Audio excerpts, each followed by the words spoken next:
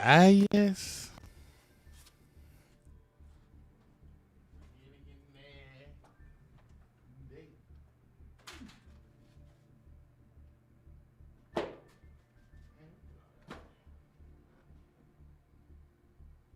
This is actually supposed to be hung up. It's the never miss jacket, my boy.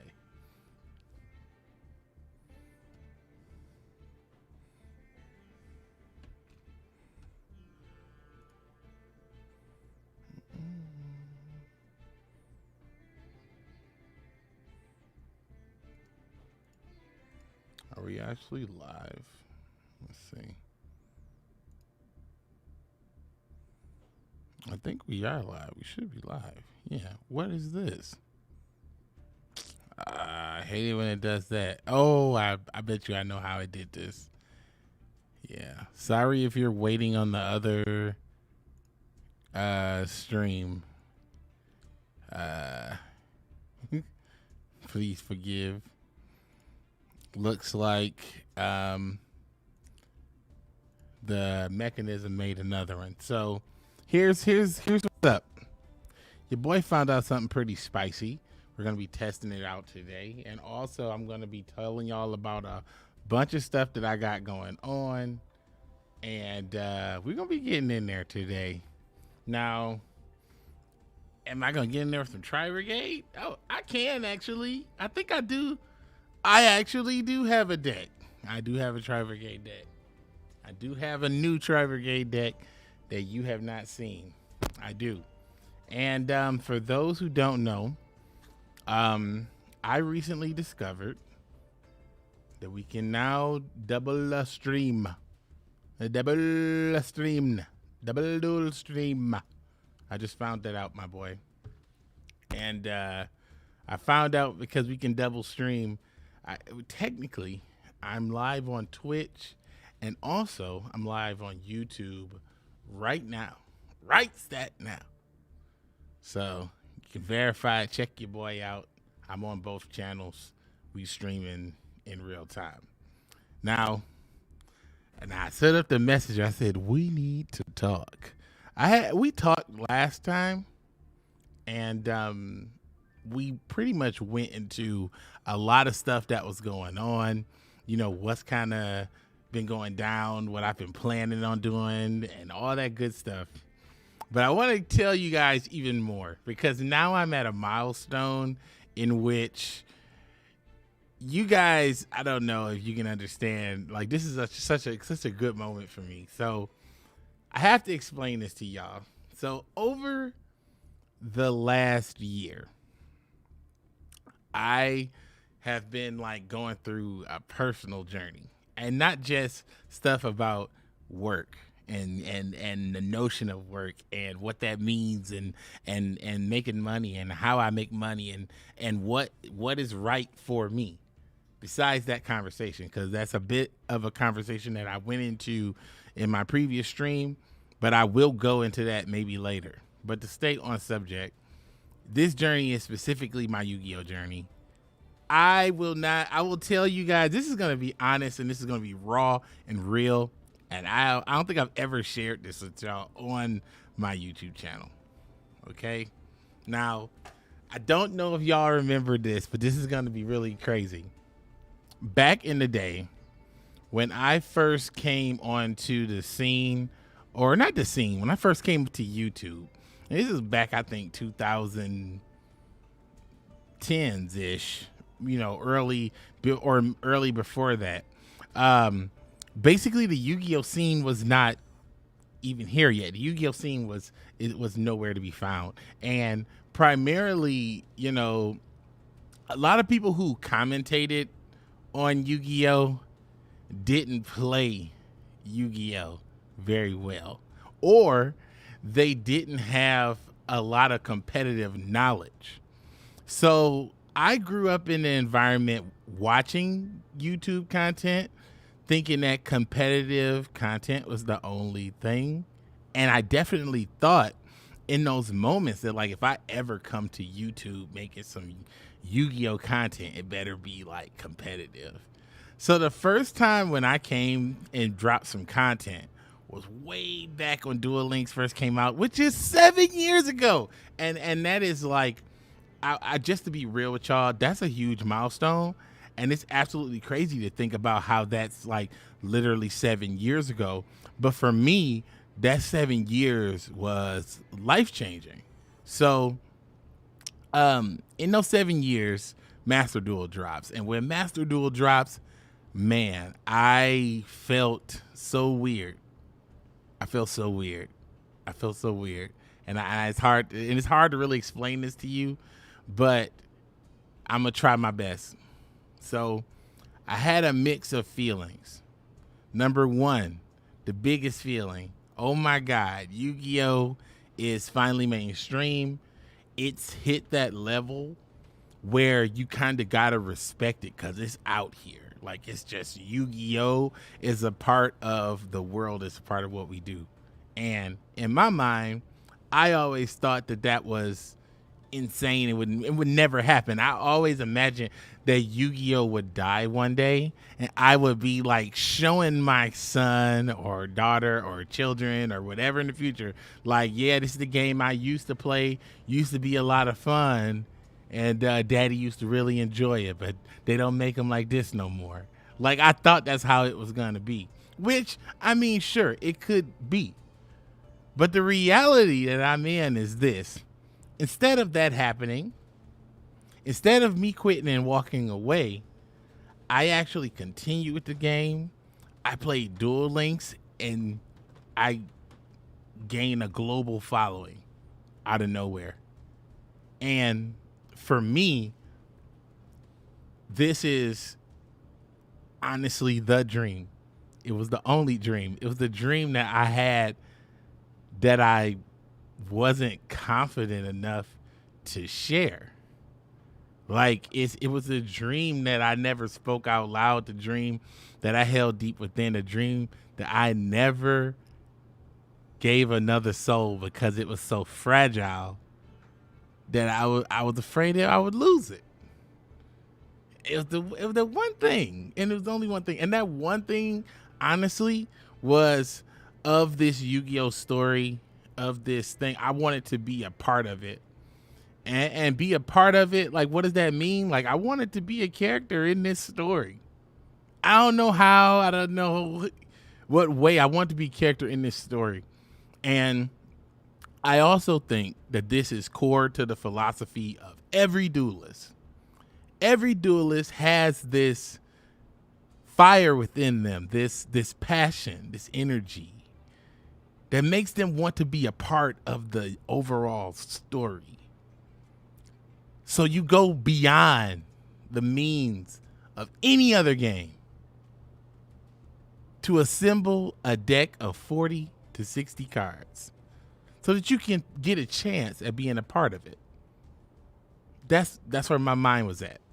And I played the game, and I dueled, and I tried my best, and I mean, I was good at it back in the day. Like, really good.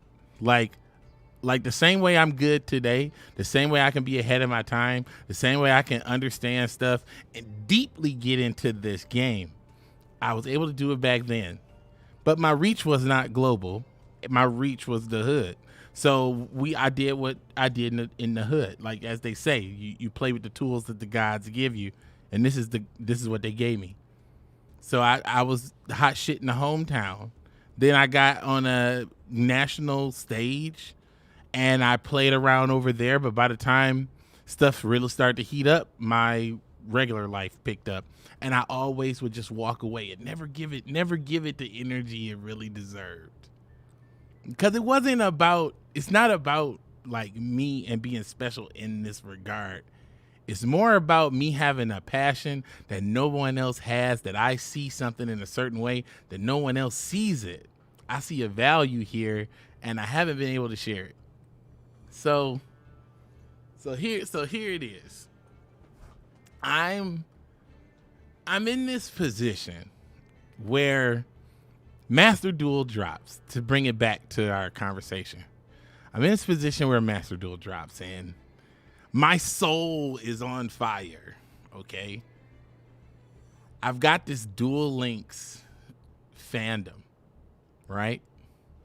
And I got this passion for the full game. And I need to bring this together somehow.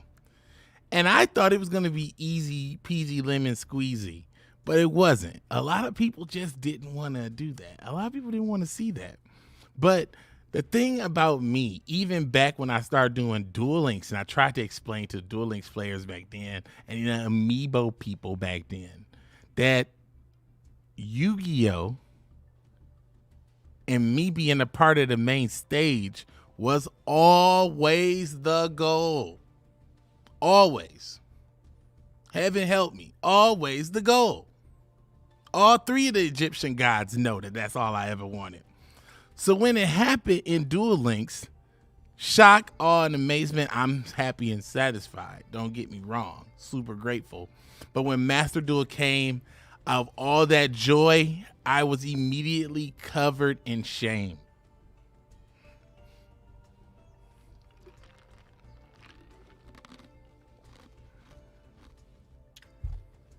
Immediately covered in shame. Because I realized, for all that passion, like those Yu-Gi tubers before me, I didn't have the skill. And I felt like a fraud. And it was disgusting. Now I got issues regulating my emotions because of crazy experiences I had growing up, to say the very least. But I've been working on it. So if your boy drop a tear, it's just because it's real. But that ain't nothing. See, I already said it. That's called foreshadowing.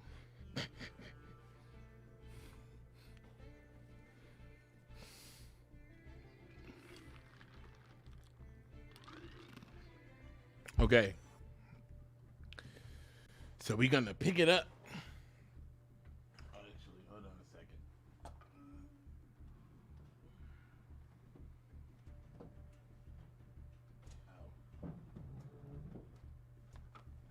Actually, I forgot that chair was I was going to sit in that chair, but I forgot that chair was a load-bearing chair. So I can't move that chair. But so look, what's insane is this. I felt ashamed, like really ashamed. Like really ashamed. More ashamed than I should have actually felt. More ashamed than anybody actually feels. Like, I put it to you like this. If you've ever been through life and people have always never regarded you as anything, then you finally get a hold to something and you know it's real. And then that time comes around where you know it's your chance to make your move, but it's other stuff going around. You can't fully justify the risk. That's where I was at. And I honestly was like, all right, well, I need to learn how to get good at this motherfucking game. I was like, I need to figure out how to duel again. Like, I need to get in touch with the madman within. I need to find that duelist from the past, and I need to bring him forward, because the only way I'm going to be able to compete in this modern complex game that encompasses so many things now, I've got to find that duelist. I almost felt like I was like the reverse Yugi. Like, instead of the Pharaoh being within and you trying to send that motherfucker back, I was without my Pharaoh and I needed to find the Pharaoh. So I started looking for your boy. I started looking, you know?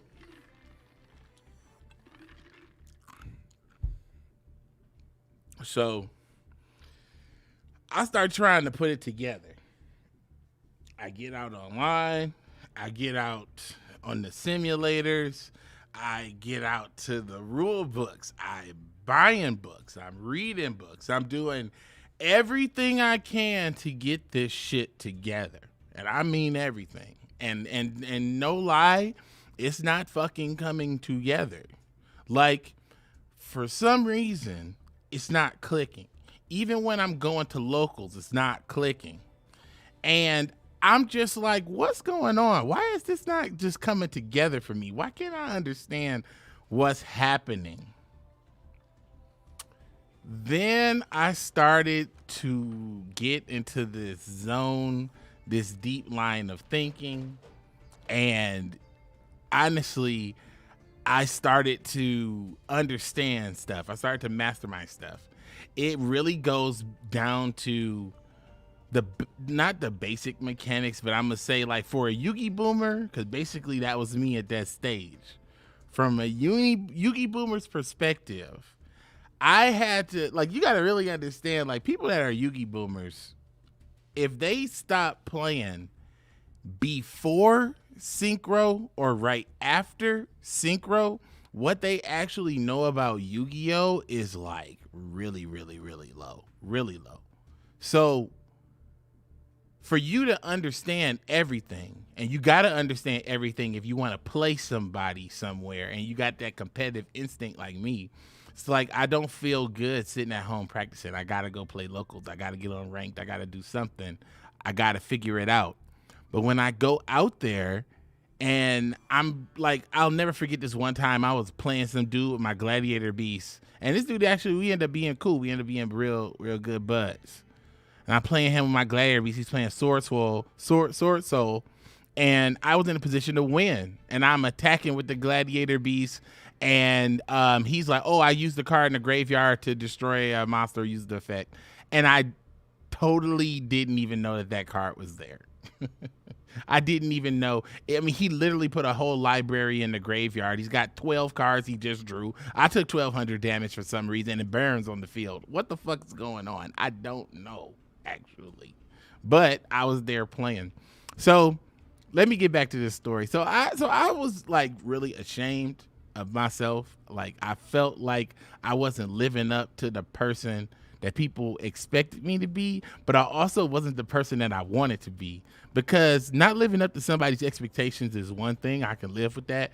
But if I know that it's a lesser version of myself, then that's like an integrity issue that makes you feel bad. That's that whole concept of, you know, don't steal, don't lie, you know, even though someone doesn't know, you're gonna know. Like, that's what that is. So anyway,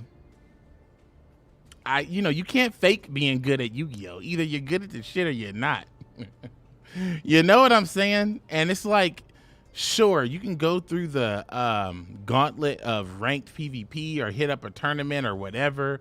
And sure, there is a level of skill and understanding to that is necessary and relevant and potent and should be valued and held up with highest regard. However, but there is something to be said about that person who is highly skilled, that is not competitive because he's not attending a tournament or playing ranks, but also is not casual at all. That guy is above that. So what I've done is this, and I'm really happy to announce this. So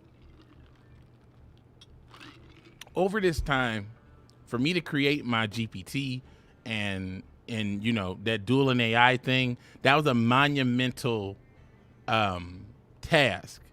But the reason why it's so damn good, the reason why it has such a focus outside of programming GPTs and having good data and all that other stuff, is that I wrote a book. I literally wrote a book. I wrote an end-to-end book explaining Yu-Gi-Oh and how it's played, like all the little idiosyncrasies and everything. I literally wrote a book. The book is 96% done. It's 96% done, and I'm gonna be doing a release soon, and it's gonna be available on the major platforms.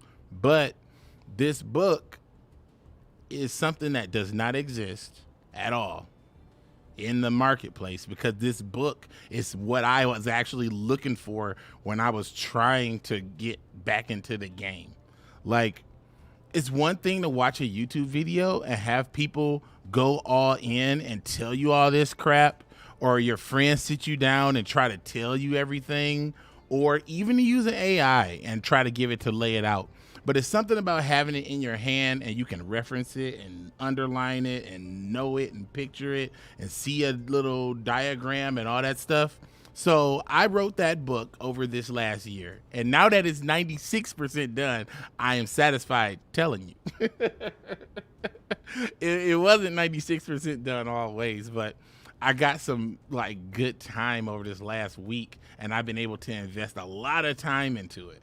So it literally covers like the book is designed for a player who either comes in, because it's not designed for zero.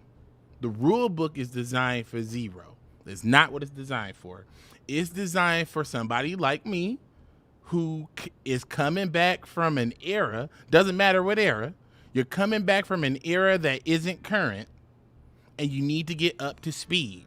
And if you want to learn mainstream tournament mechanics, all the basics, starters, extenders, chain blocking, you know, everything under the sun is in this book. It is literally gonna be like the Bible of Yu-Gi-Oh.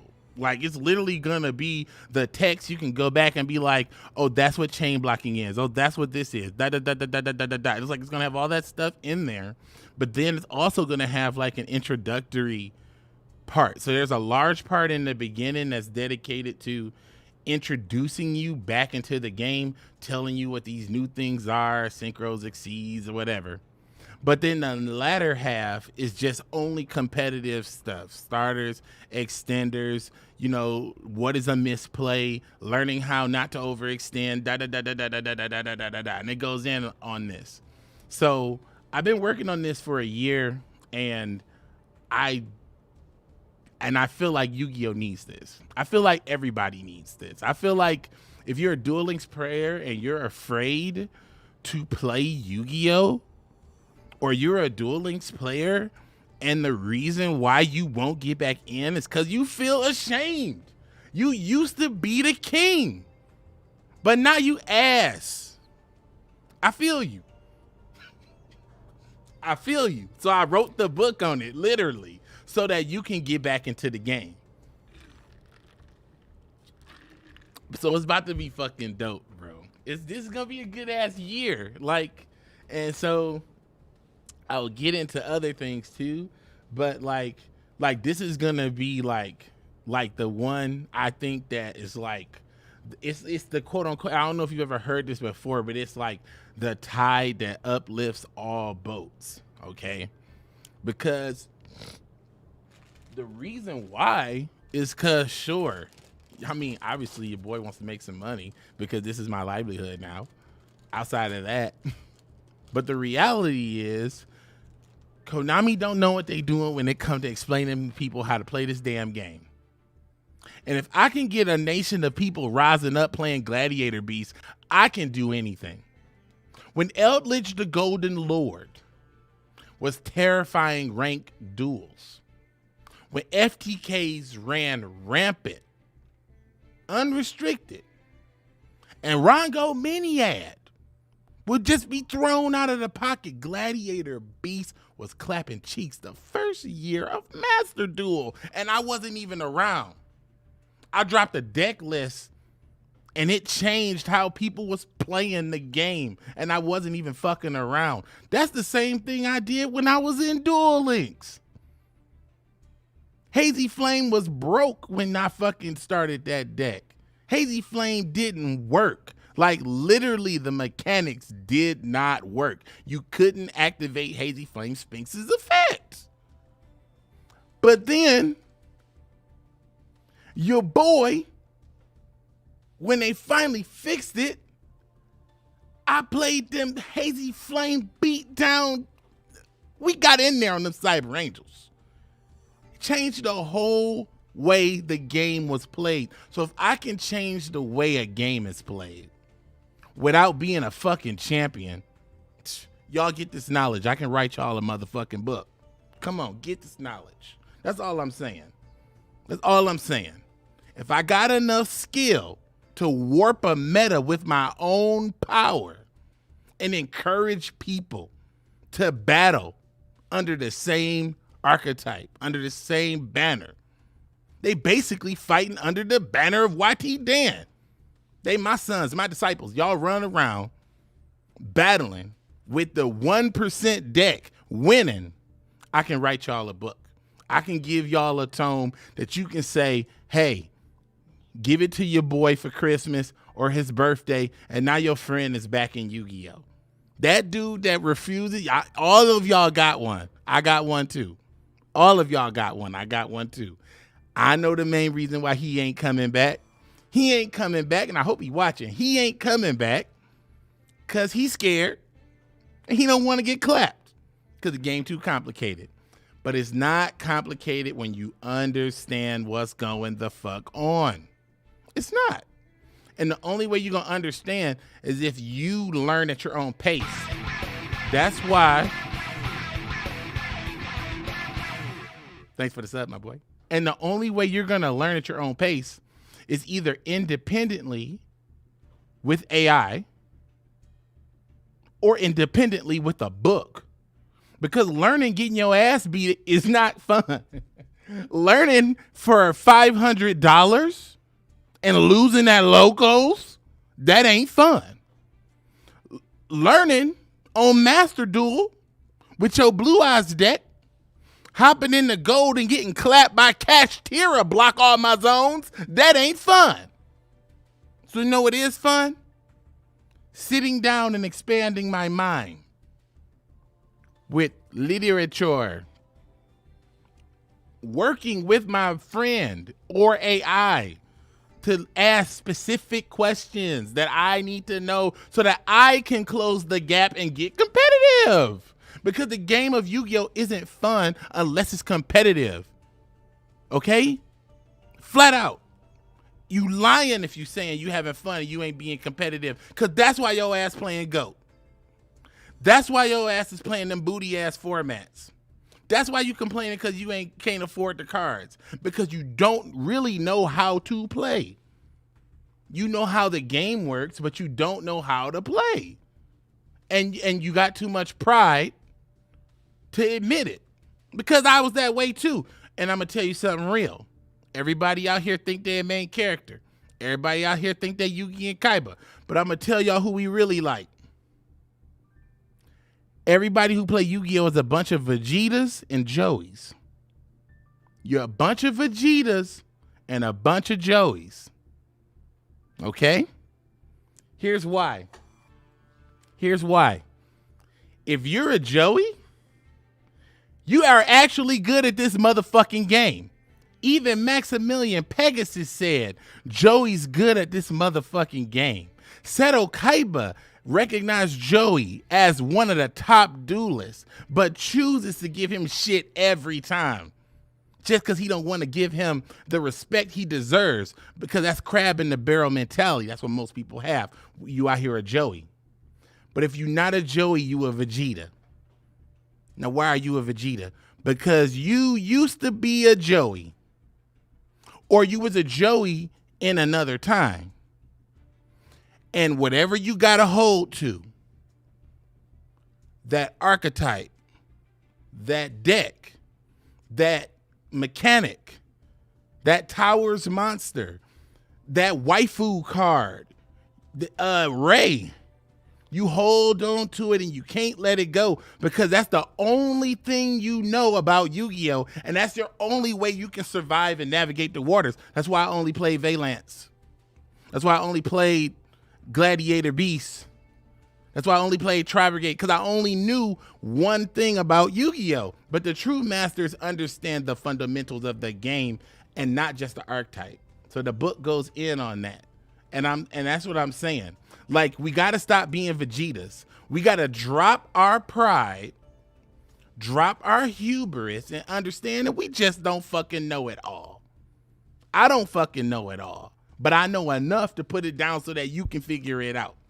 Because at the end of the day, I can't get on the stream and be a madman maniac and expect my message of learning how to play this game at a high level to come across every time, because there's just certain things about how I do it and certain things about how I am on stream I can't be, but I'm different on paper, because on paper, like, that's my corporate life. So I use my corporate powers for good. Like I said, I use my corporate powers for good. I created the app, I'm writing the book, and there will be more. So that's all I'm saying. Like straight up. So basically right now, this whole community, Vegetas and Joeys, there is some rares. There's different variants to that. Maybe you a Jesse Wheeler, not a Joey Wheeler, but mostly Joeys and Vegetas. Mostly. Just mostly. Because everybody can't be Seto Kaiba. You know what you gotta do to be Seto Kaiba? You gotta be a master at one deck, prideful at one deck, so deeply entrenched in the one deck that you'll do anything to keep that deck on top, and always top with the one deck. Nobody's Kaiba, because the meta just doesn't allow that. Like the meta doesn't give you that. Like, you can't be Kaiba. Everybody wants to be Kaiba, but you can't be Kaiba. And you damn sure can't be Yugi. I'm gonna need you to use the heart of cards to pay that rent right now. I'm gonna need you to use the heart of cards to donate to me right now. I'm gonna need you to use the heart of cards to put gas in my tank right now. Because if you got magic powers, you can be fucking Yugi. So guess who we are? We gonna be normal people like Joey, or we gonna be prideful people like Vegeta. Because even though Kaiba's got pride, I'm gonna give you the real. Kaiba's come around more times in Yu-Gi-Oh than Vegeta's come around. Vegeta be like, Vegeta be dead. Literally bleeding out. Fading away. Lights going dark. And then he's like, all right, I'm willing to fuse. Seto Kaiba be one turn away from losing. That's a whole day, basically. That's a whole ass day. Kaiba willing to make a change to avoid trouble if he can get ahead of it. Kaiba do that. Vegeta will slam right into it and literally die for whatever purpose it was. That's pride. That's real pride. Like, for real. Like, literally, your son came from the future to tell you about a terror that killed your rival's son and all of your friends and loved ones. And you played around with that shit like 2 times. Like 2 times Vegeta just let Cell get stronger. Just so that he could be like, yeah, because I beat your ass. No, he got his ass clapped. You know what that is? That Vegeta play? That was Vegeta's 5th summon. That was his 5th summon. That was him leading with branded fusion. And it getting ashed. That's Vegeta. Vegeta's a jelly. All right. But anywho, all right. So a part of this year, what am I planning on doing? I'm building these GPTs, support the GPTs. I got a Hearthstone GPT that's gonna be dropping probably this week. And then we got Pokemon and Digimon on the way, and I'm working on One Piece. We got those new GPTs gonna be coming. This book is on the way. Your boy's gonna be streaming and making content. But this whole year period for me, and y'all come along with me on this journey. I know some of y'all already know, but y'all don't have to. This whole year is gonna be about me teaching people how to duel. Like, that's my whole year. I'm gonna be nothing but teaching people how to duel. I might have extra projects going on elsewhere, but teaching people how to duel and play the game of Yu-Gi-Oh is gonna be my thing this year. Like, I decided that in terms of like when it comes to content creators, what is it that people come here for? They come to not only be entertained, but some people come here to learn something. And I believe that the people that are in my analytics, I don't know about the rest of YouTube's analytics, like some of the ages are true. And I know most of y'all is my age. I don't think it's too many kids running around here. But the reality is, you know, what am I going to do? What am I going to do? Okay. Am I going to be kikiing it up with y'all every damn day for pennies? Or am I going to be trying to bring some real value that only I can provide? To me, that's a no-brainer, you know? But I have to take a risk to do it. So let's go forward and talk about this. So now here's the risk part. This economy's blowing up, y'all. I don't know if y'all know this, but this world is in great turmoil, unspeakable dismay, and it's being brushed away, not really talked about, you know? So since that's the case, people's jobs are in jeopardy. If you have not seen it on the news, tech firms and a lot of these places are laying people off continuously. I was laid off multiple times. I had a very secure job. But what job is really secure? But I have a very secure job, and it was a high-level corporate job at many, many, many different spaces. Like many different big tech firms that you know, places you would be shocked if I told you right now, but I'm gonna actually, I did put a little bit of that detail in my book, so maybe that's a little teaser, but I did put a little bit of that in the book in the beginning, in the, what do you call that, the forward. But basically, there's no job security out there. There's no job security here either. In my mind, that's easy math. That's a double negative. So I could do one of two things.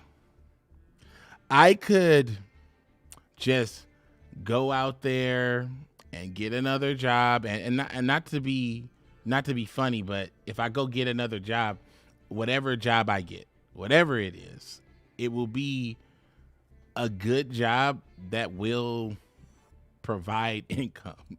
It will provide the income, is what I'm saying. But it will eat my soul. It will not allow me to make these things that I want to do. I wouldn't be able, if I wasn't already 1 foot out of the door, 1 foot on a banana peel, on a rainy Midwestern day. If I wasn't so far out the goddamn door, I don't think I would have been able to have the courage to just walk away. But walking away is scary. But walking away is walking away. Like, I'm the type of person that, like, if I'm gonna do it, I'm gonna do it. So I decided to do it. So I walked away. And now that I'm gone, I made the decision that I'm not going back, because I have crossed the Rubicon. In case you don't know, back in the day, when Caesar, I believe, when Caesar went off and waged war on his own behalf, the Romans said if he comes back, it's war. And Caesar's like, I'm fucking Caesar. I rule this republic. I'm coming back. So he took his soldiers across the Rubicon River.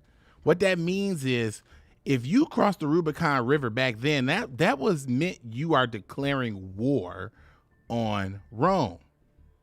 That is the point of no return. I am at that point.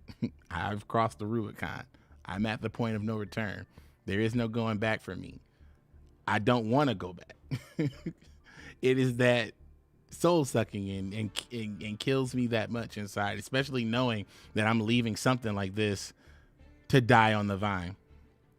So I don't know if you've ever had a creative pursuit or a dream or something that you felt inside of you needs to get out. But this is one of those things, and this is where I'm at right now. So your support by checking out the content, clicking on stuff, watching the videos, and helping me along the way, that helps out greatly. So that's the ends, like just the ends of that without any tons of great detail. That's why I'm here continuously and for all time. You know, because the plan is to do this and continue to build on those other things like the GPT, the book, and then I plan like other things to go with that to kind of help to kind of build out someone's knowledge base. Like if you go into someone's library, they should have a collection of like this game. Like if you got $50,000 of cards in a goddamn binder, you should have a text in your home that says, "This is the fucking game I play." Just flat out. So, too long didn't listen, for a lack of a better phrase, due to the tumultuous winds of the economy and the unpredictability of the economic positions that employment could put your boy in, and also the artificial intelligence revolution, your boy is jumping ship early. I'm early. I'm deciding to jump ship early. Things have been blowing up for about 2 years now, and I would imagine that this is just the beginning. So when shit really do hit the fan, I want to make sure that I am so far away that I live on the internet. I want to live on the internet, and I don't want to run scams. You know, I want to be honest and create stuff I love, and I don't want to run scams or show my feet.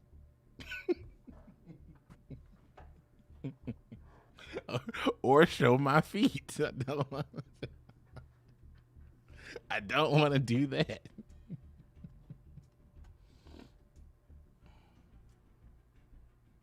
Oh my God. You got 3,000 into Duel Links? Okay, listen, let me tell y'all something. While I'm out here being real, and my boy, Mr. Master, thank you for that donation. Thanks for that donation. I'm gonna be real about this Duel Links thing, okay? And I'm talking to everybody here. Every single soul. Okay?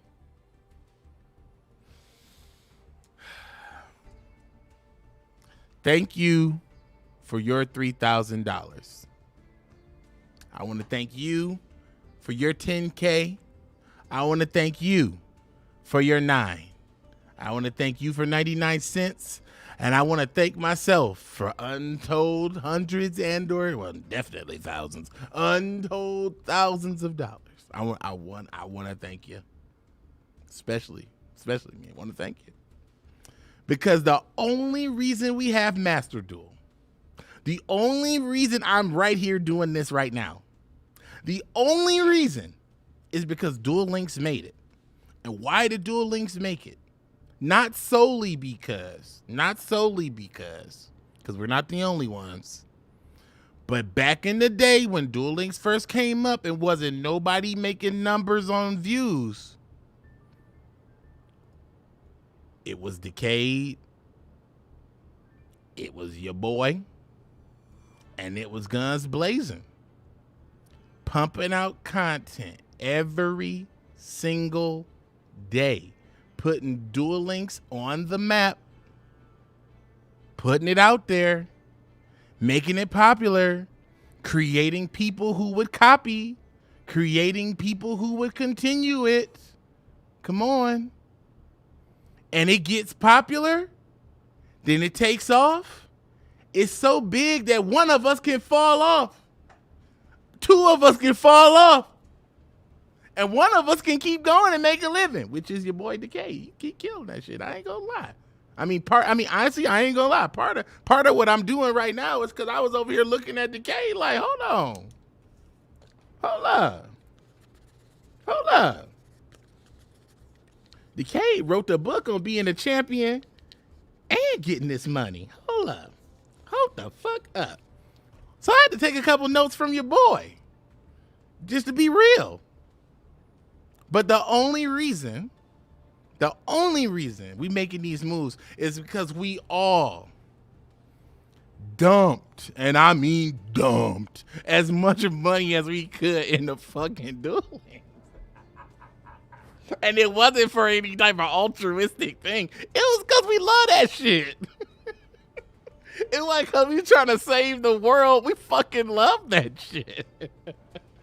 And I will say at this stage, fellow Duel Links players, especially the ones who ain't never picked up Master Duel, especially the ones who did not play Cross Duels, because I didn't play it either, especially the ones who don't like Rush Duel. All of this exists because of you. You did it. You showing up every day, logging in, buying that crap, getting those prismatics, getting them 99-cent packs, all that other stupid shit, buying out a box for $100 only to miss the ultra rare you want. You. So it is your birthright, by birth of birthing Master Duel, that you play Master Duel and you enjoy it and receive maximum satisfaction. Because I am. That's why I'm writing the book right now. You play Rush Duel and receive maximum satisfaction. Because it's here, because we put all that bread in the Duel Links. Like, I don't think y'all understand how much bread we really put in the Duel Links. Like, Duel Links got so fucking paid, they could throw shit at the wall to see what stuck. They threw Cross Duel out like it was nothing. Hey guys, we got Cross Duel. Oh, you don't like it? like, come on. They got so much bread that they're giving you these products. Now, Konami could do one thing though. They could do some real shit though. They could just keep Master Duel and Duel Links, put it together. Put the shit together. But not together like make it all weird and change up the game. Like, no. Like, I'm in Duel Links and I can easily click to Master Duel. Like you click through the worlds. Or vice versa. It's all you got to do. Because the minute you do that, you join the player bases together. But I'm sure there's some sort of monetary value in keeping the two parties separate. Because let's say you got 3 million users in Duel Links, so you got 3 million users in Master Duel. But then you put that together and you find out that you got something less between the two. But let's say you keep them both separate. You got 6 million total users. So, you know, I'm sure that there's a reason, you know? Yeah, like I'm sure. But like I'm saying, like they could, number one, do that, make it real easy. But another reason why they can't do that is the monetary setup. So you got to realize too, all that bread we spent in Duel Links, sure. That's why Master Duel is damn near free. Think about it. If they didn't know, because you got to remember, I don't know if y'all remember that Pokemon game that was like chess, where they would move the Pokemon across the little board like chessmen. Those Pokemon, that Pokemon game had a $90 ask. They had a $90 like gotcha like thing to buy, right? That game is gone. Disappeared, away, vanished. That game does not exist. I can barely remember the name. I can share with you slightly the concept. People who spent money on that game completely lost their bread. People who lost their bread on that game never got a new game because of that game's success or failure. That game just died. Like Duel Links at least got us Master Duel, and Konami even says so. And Master Duel, the way it's set up, is enticed for people to play it for free, because that was the one thing that we said we wanted in Duel Links. But guess what you can't do in Duel Links now? You can't go back on the monetary system and change it to something like Master Duel, because if you do that, you are destroying your revenue. You're destroying it, completely destroying it. And you're also devaluing everybody who put bread into the account. So technically, you know, they're kind of in a funky dilemma. They kind of really can't do anything about this. So they probably both have to remain separate just on the notion of the pricing.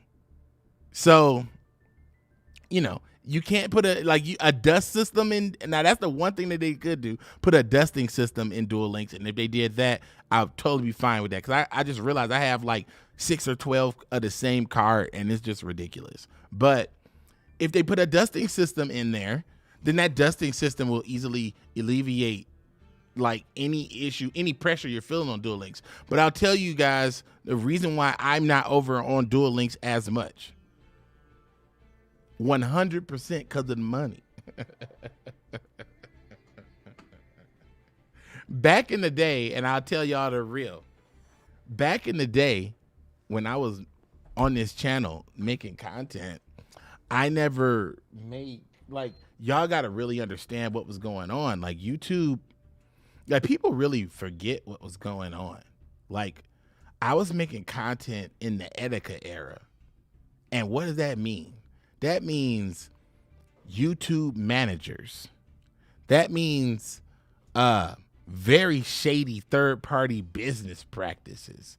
That just means basically what is so funny about YouTube now, somebody like, now I'm definitely not hating on this at all, but somebody like Speed, for example, he gets a lot of attention on YouTube, and he did blow up on Twitch. But back in the Etika era, people like Speed was all around. It was a ton of Speeds. Etika was a Speed. It was a lot of Speeds. But, you know, sentiments just change. Things are different. But during this time, the way that you even made money online and the whole gaslighting and fog over how this system actually worked was really high. There wasn't a lot of data on how this worked, and YouTube wasn't telling anybody anything. So the people who really knew what was up were the people who knew what was up, and a lot of those people were content managers at these big firms. But now a lot of these popular YouTubers are former content managers from these big firms, because they understood what the algorithm was, which is this Mr. Beast style editing.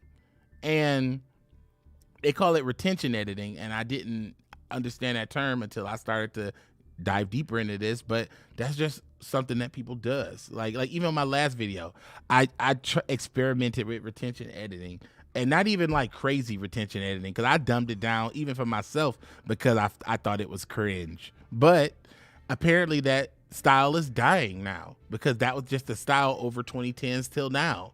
So now even that's going away. So like everything is like changing right now.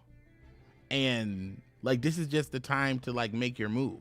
Like, there's a lot of burnt out people on YouTube, a lot of people who quit, but I don't think that people necessarily are quitting quote unquote YouTube because they're mad at YouTube. I think people are just burnt out, period. Like people are burnt the fuck out. Okay. We had 3 years of a pandemic, and right after that, they told us to get back to fucking work. And some of us, like me, never stopped working. I worked from the time when the pandemic was going on all the way through, which is fortunate. Yeah, not talking no shit about that at all. Not saying like, oh, woe is me, I'm working. That's not what I mean. I mean, like, some people received 2 to 3 years of just chilling. You know, some people got stimmies, some people had other stuff going on, and then some people had like leave and other stuff, and they got some like quote unquote time off. So they got time to reassess. They got time to understand that driving for an hour, going to work, and then driving for an hour coming back is 2 hours every day that they're not being compensated for, and they just don't want to do that anymore. A lot of that's happening all over the country. So it's not just like, or not in the country, the world. So it's not just like people are sick of YouTube. You know, people are just sick of their normal shit. Like, I'm sick of my normal shit, which is why I'm doing this now. It's like, it's just very interesting. So I think, you know, this is definitely going to be the time where people are going to be getting, like, even back in the pandemic, people were getting back into hobbies, and the card game industry had a bit of a boom, so to speak. But the minute shit gets fucked up again, and you got to sit your ass at home because you ain't got no money, you're going to reach out and pull out that Salaman Great deck, and you and your boy going to go to town. Because that's the only thing you can do, because you can't afford shit else.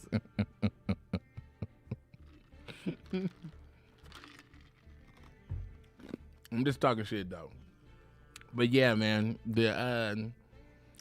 yeah, that's what I'm saying. Like, and also rest in peace to the boy Etika. I still be thinking, like, obviously I still be thinking about to this day because I invoked his name on the stream. But I'm saying, like, back when I was in that era, I was under YouTube partnership. Okay, so I wasn't making any money, and the little money that I was making, that partnership was stealing it, like literally stealing it. And at the time, there was no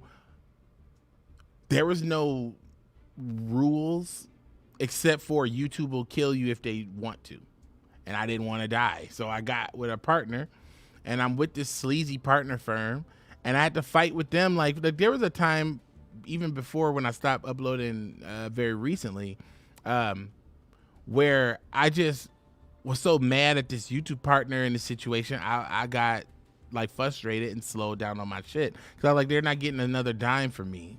And I remember that was one of Etika's issues. One of the things that made him really upset was because some YouTube partner was stealing his money, and I understood, and I saw like the drastic drop in views because they had YouTube just quote unquote turned off the access to people that was doing speed stuff. They were doing iShow speed stuff. Shit that iShow speed does that's cool today was not cool in 2010. Not saying that caused Etika's shit, but I'm saying that was a piece of Etika's frustration on top of everything else that was happening. That was one of the things, like not being able to own his channel and his company stealing his money. And that was happening to me. So I know, and I feel that frustration. But then I watched his like final video, and I remember he mentioned something like that, and he mentioned some other stuff, and it's just a lot of stuff that just resonated with me. And it was all tough times that soon after his event, there was like YouTube took that away. YouTube made it so that anybody could get out of the thing. Oh yeah, my boy. And honestly, you know what? You can call this a pilot episode for the podcast, because I'm actually going to start a podcast. Well, not start a podcast, go back to my podcast. And I think that's going to be how I'm going to expand on a lot of the stuff from the book and stuff. I think I'm going to expand on it through the podcast and have people on to talk about the different subjects and go in deeper. And I'm gonna keep calling it the think phase. I'm gonna just continue the think phase. Like basically on YouTube, if you go to analytics, they have 4 sections. They have video, stream, playlist, video, live, shorts, and podcasts. And that's kind of all YouTube really wants, but they want you to find something that you like. Well, see, the problem here on this channel is hilarious because I haven't been uploading in a while, and okay, sure. And I technically sat out for a couple metagames as they've changed, but one of the metagames that I kind of have come in on tail end of is shorts. And YouTube said more people watch my shorts and enjoy my shorts than they enjoy any content on this channel. So I don't know what the fuck that means. And apparently more people have subscribed that have watched my shorts since I've been uploading than have stayed subscribed based on my uploading. Because as soon as I start uploading again, people start unsubscribing in dramatic numbers. And that's just kind of what happens when you take a break on YouTube. You upload a video, and then it's someone, they literally do this. Like, I know what they're doing. They ding, Ugh. Can't believe I'm still subscribed to this motherfucker. I haven't played Yu-Gi-Oh in years. Unsubscribe and do not show this shit to me anymore. Probably more effort than they've ever given me or my channel since they subscribed. So it's fair. Unsubscribe, totally fine. Also, subscribing or subscriptions are kind of a bullshit metric, apparently, I found out. But what really matters is likes, so please hit like, and comments, so please comment, and engagement in the stream, so please hit the stream. I wonder if I can read everything on the multi-stream, because I put this on. Oh yes. So oh yeah, and actually yeah, like I said before, I'm on both streams, and I just popped over to Twitch. I did see somebody. Shout out to my boy. I appreciate you for coming through and watching me on his Twitch. But yeah, it's such an interesting landscape, and I'm happy to be able to like approach it and like do different stuff here.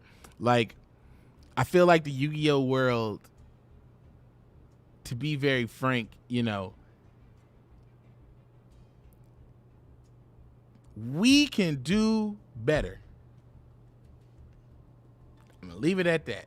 We all could do better, because there's more to content than fucking news and replays, okay? There's more to content than just little bullshit. Like this, like I really, like what I like about Yu-Gi-Oh! And what I like about the whole concept of the anime and real life is that it became real. It didn't start out real. It became real. You know? When Takahashi got down, I mean, and made Yu-Gi-Oh! Put it to page, it was intended to be one thing, evolved into another thing, and compounded, which is amazing. You want anything you create to do that, right?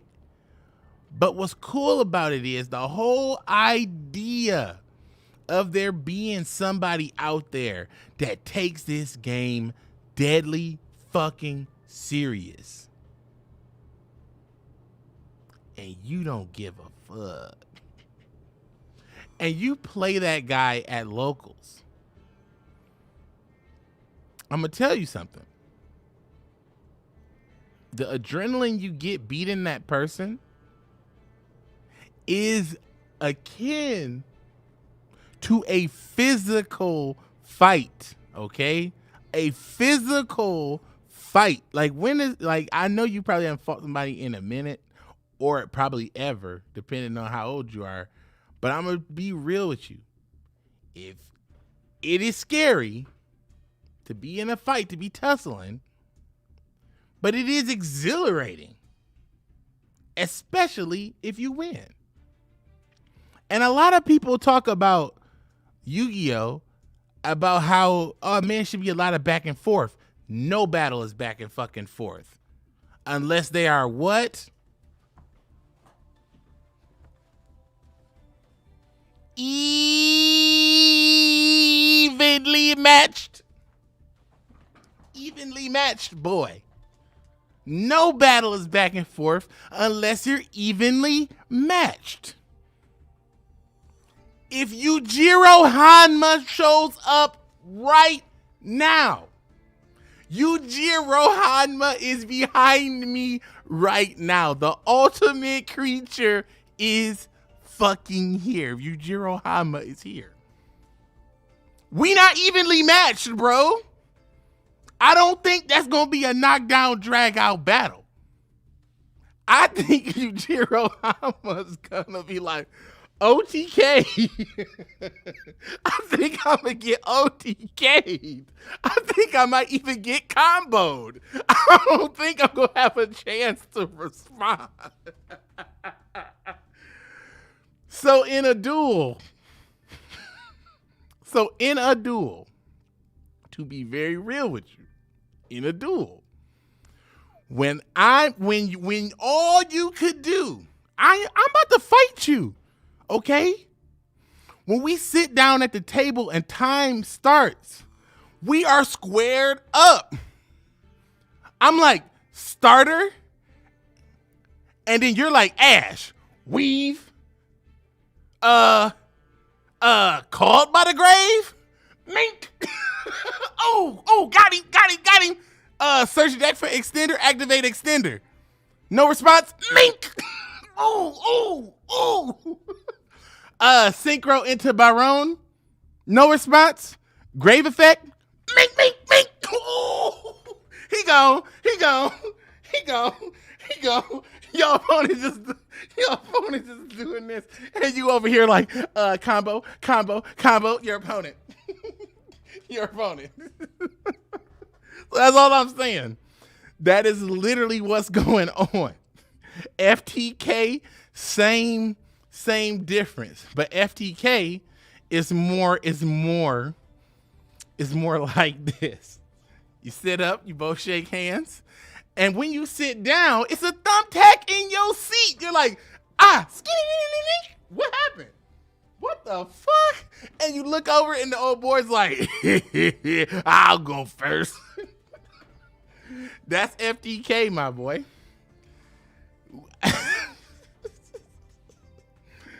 That's all I'm saying. So it is like it's like a real fight. It's that exhilarating. So for you to be the person who is have higher skill and you defeat the giant, what's that? That makes you David versus Goliath. What's that? That makes you the main character. Don't you want to be the main character? Like, that's literally the whole point of you playing Yu-Gi-Oh! Because regardless if you say it out loud or not, just like that dream I had, regardless if you say it out loud or not, regardless, you got that passion. It's in you. You want to be king. You want to be the best. And you think you are. You with the Wing Weaver in your deck and no means to summon it. You with Magna Ryan in your deck. You with Magna Ryan Toon and no Toon World. You the one. And you believe it. You are the one that believes Garnet will not brick you. We already found out that statistically that motherfucker gonna come up at least 3 times. He gonna be up 1 in 10. 1 for bad luck, 1 for good luck. We know that about Garnet. So come on. That's all I'm saying. If we know this, I'm saying, like right now, like it's the time. Like this is the time to get your skills up to be that Yu-Gi-Oh god. Like you can be the Yu-Gi-Oh god. You can reclaim that Yu-Gi-Oh god flame you used to have. You can be the strongest dude on the playground, but you gotta be quiet with your power these days. Like back in the day, where's my book bag? I used to have a book bag with like 15 decks in it at all times, ready to take on anybody, anywhere. And I can count on one hand. And it was about like somewhere between 3 and 5 times maybe, where I actually dueled someone sporadically in real life. I can tell you about the 2 most infamous times. One time I was working at Taco Bell. Your boy used to work at Taco Bell. One time I was working at Taco Bell back when I first started. Back in the era of Mystic Tomato, Creature Swap, Don Zalug, Last Will. So I was mink. You know I had that combo confiscation, forceful sentry, delinquent duo. Like you trap dust shoot. Okay. Anyway, I don't remember how this happened, but I was at Taco Bell and somebody told my manager that they had Yu-Gi-Oh cards or they took the cards out or something happened.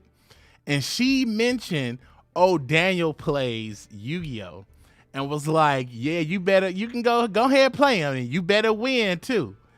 And I was like, huh? Al, are you serious? And she was dead serious. So I went out there and I gave that child the beating of a lifetime. He never saw it coming. He summoned his what is that called? Machine soldier, like the 1650 robot, whatever that was. He summoned that. Summon Mystic Tomato, creature swap. What that do? Well, what it does is I take this raggedy piece of shit card you have, and you take my sleeved, mint condition, first edition Mystic Tomato that I use at tournaments weekly.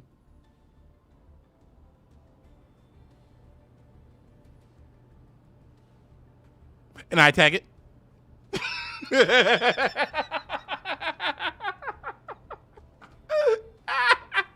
Search deck for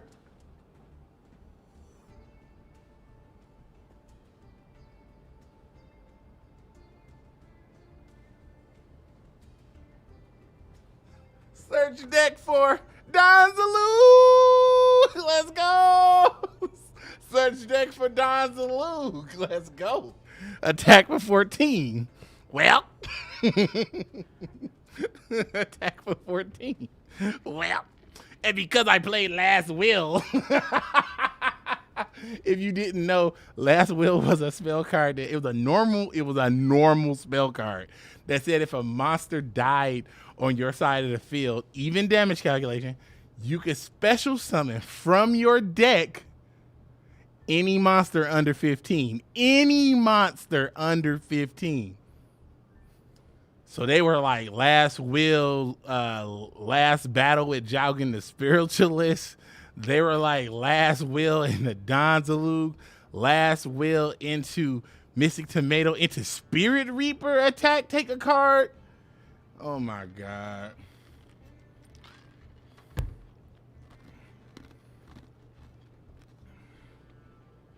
Mr. Monster, I appreciate that 5 bones. You've been since 2017 rocking them hazy flames, my boy. I appreciate it, my boy. I hope you keep rocking with me even more into the future. Like we getting in there this year. This is gonna be doing nothing but getting in there, honestly. And like and just in short, that's like the stuff I'm willing to share. I got other stuff on the way or in my queue that I want to like continue to like do. But I want to bring like some real value and spice to Yu-Gi-Oh. Like it's already mainstream, but I want it to be like even more mainstream. Like I don't know if y'all seen it, but there's a device out there called the Rabbit R1. The Rabbit R1 is an AI device, so it's like AI built into the device. And what's supposed to be cool about it is that it can communicate to multiple apps and like use AI to like communicate with these apps and complete tasks, because it's not a large language model system, it's a large action model system. So that's different than like ChatGPT, for example, because it's actually doing something and not just, well, that's getting into the weeds. But anyway, the point is to say stuff like that exists, and stuff like Duelist GPT exists, and now we know that we can get artificial intelligence to play Yu-Gi-Oh competitively and coherently. Where's the dual disc? Where's the dual disc? Where is it? We don't even got like a damn simulator of the disc in the app. Where is the dual disc? And I ain't talking about no VR bullshit. I'm talking about some real ass dual disc shit. Like, come on. They got the Rabbit R1. You got ChatGPT. You got Duelist GPT. Like, come on. Somebody. It might be me. Shit. Somebody put it together. Because honestly, we got all this stuff, and I'm like, where is it? like Konami. If Konami, I don't care if the economy is on fire and every nation is at war. I mean, we big mad. Nukes is live. We got them pointed. We 1 second away from pressing the goddamn button. Out of nowhere, the Yu-Gi-Oh trading card game is now going to a level beyond the standard comprehension of dueling. Introducing Duelist. The next article, World Peace. World Peace. They decided to stop fighting and start dueling. That's the end of the article. No context. No need for context. Everybody just said, forget it. Let's go play some Yu-Gi-Oh. Hey, we got better things to do. They got the duel disc. What about our age-old rivalry that's deep entrenched in blood? Nah. They got the duel disc. Oh, for real? Let's go. Like that's what I'm saying. World peace. Like that's what I'm talking about. Like so Konami really needs to get on that. We're at the point where this technology is getting too good. And I know, I mean, don't mess around and let me find out how I can execute on it. The only reason I haven't done it is because I haven't found out how I can execute on it. But if I find out how I can execute on it, I will build a fucking duel disc. I'll be the Seto Kaiba of this time. It might just be me. And the reason why there is no Seto Kaiba because there can only be one. And it's the one who makes the fucking duel disc. So I guess it's reserved for whoever does that. And real talk, as I'm talking to you now, I'm starting to think about it. And now I'm thinking, well, maybe... I'm like, well, maybe it's a possibility if I just... And that's the whole thing. That's the whole thing about being unencumbered by, you know, some person yelling at you to do some bullshit, meticulous, no purpose W-2 job. Like that's the, like, you know, if someone's yelling at you about Excel spreadsheets and emails for 8 hours straight, you're not going to want to come home and think about the next dueling innovation or write in that book. You're not going to want to do that. You're not going to want to do that at all. You're not. But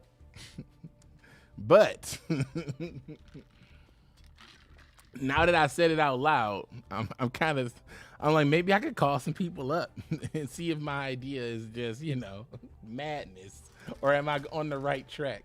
Because we honestly do really need a duel disc. And it's like, we've already got AI technology that can use a camera to recognize cards. We have that. The databases exist. Konami's got Neuron. We've got that. Why ain't we got it?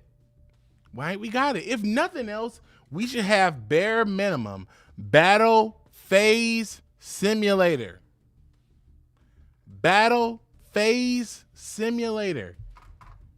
The field is set up. Konami, you put your phone over it. It just goes battle. And the monsters battle, depending on whose turn it is. Come on, Konami. Bare minimum product. Battle phase simulator. Worry about animating Ash Blossom's feet later. Okay? Worry about animating that shit later. Get the character models in there. Battle phase simulator. Okay? Get attack points increase and decrease, and then that effect looking real crispy. Battle phase simulator. That's all you ever have to do. Because when I'm playing live duel and I'm kicking it with the boys, battle. They battle. That's sick. It's a cutscene for a real live duel. Low-hanging fruit is what we call that.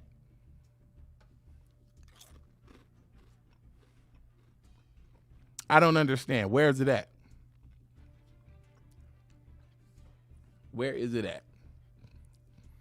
I know that they got all the character models, or most of them. They just got to work on some more, because they came out with that one game that's free to play. The sevens game. That sevens game got a bunch of models in it. So, come on. Come on. I mean, I know they got it in them. They got to have it in them.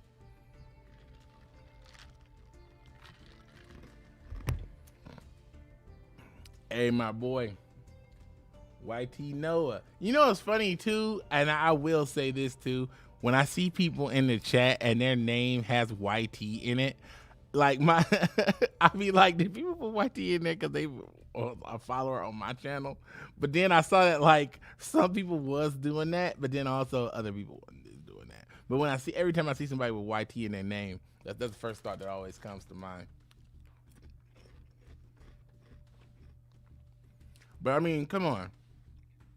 Ash Blossom's feet come later. Battle phase simulator. But you think about it. If you build a battle phase simulator first, then the battle phase simulator can be used to just build out everything else. Because monsters being destroyed will happen in the battle phase simulator.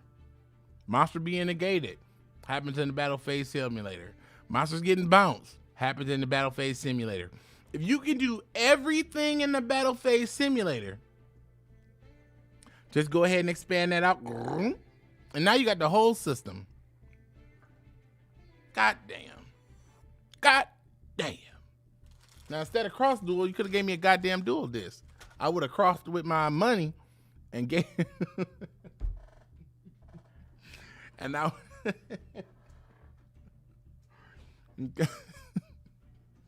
I would have paid for that.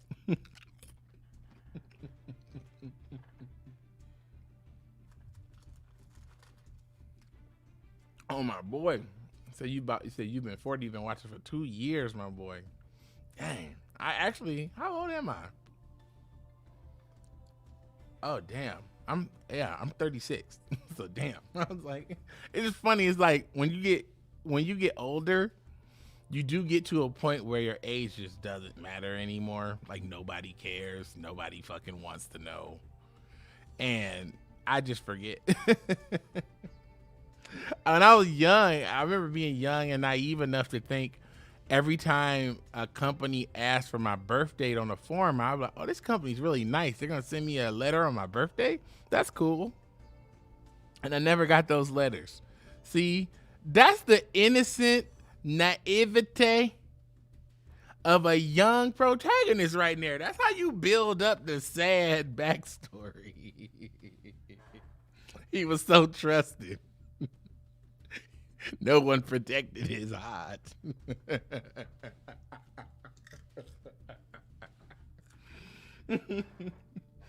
He needed to be protected, but they left him out here cold.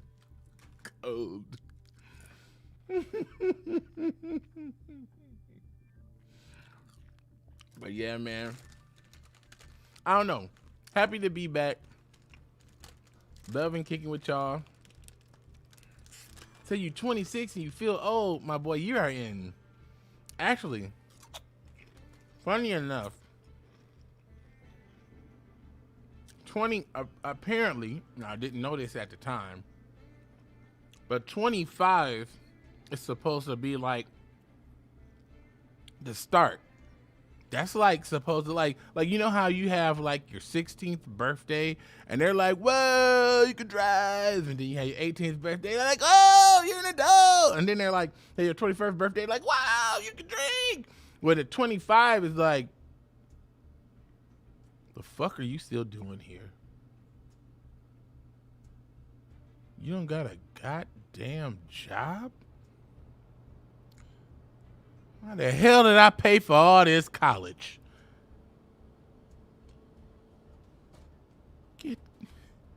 Get the fuck out of here.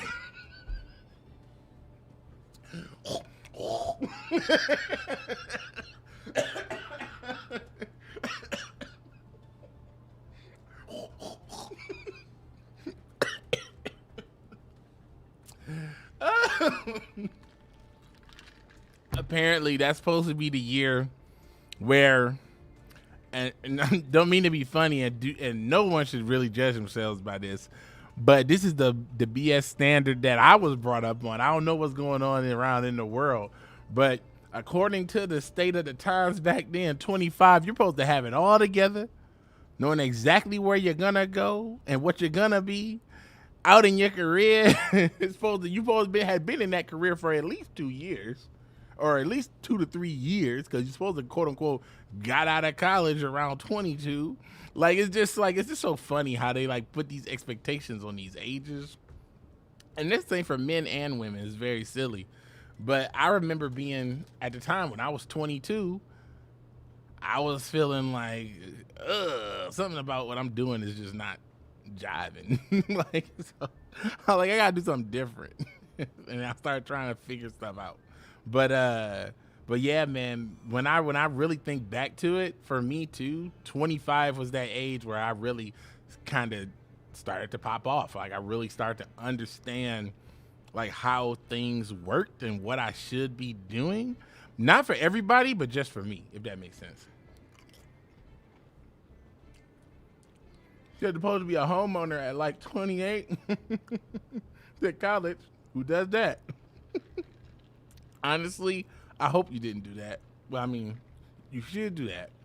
I feel like college is definitely for the people who want to play Yu-Gi-Oh.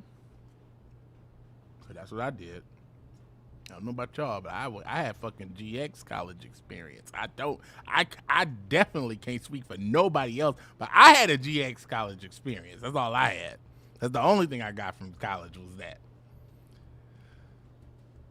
A doctor, lawyer, and those things are gonna be questionable with AI these days. Probably I think doctors are definitely gonna maintain what it is that they do, but they're gonna have a more relaxed role in the future, but they're gonna be able to see more patients, so they're gonna still be highly compensated. So I think a doctor is still gonna be a good path to go down if you wanna invest your career points.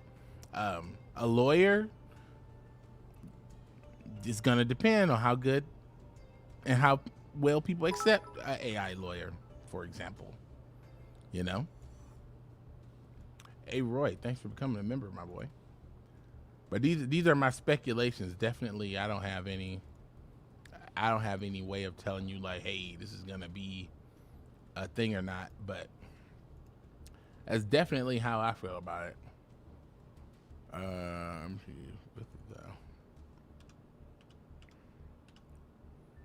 you go. There you go. That works.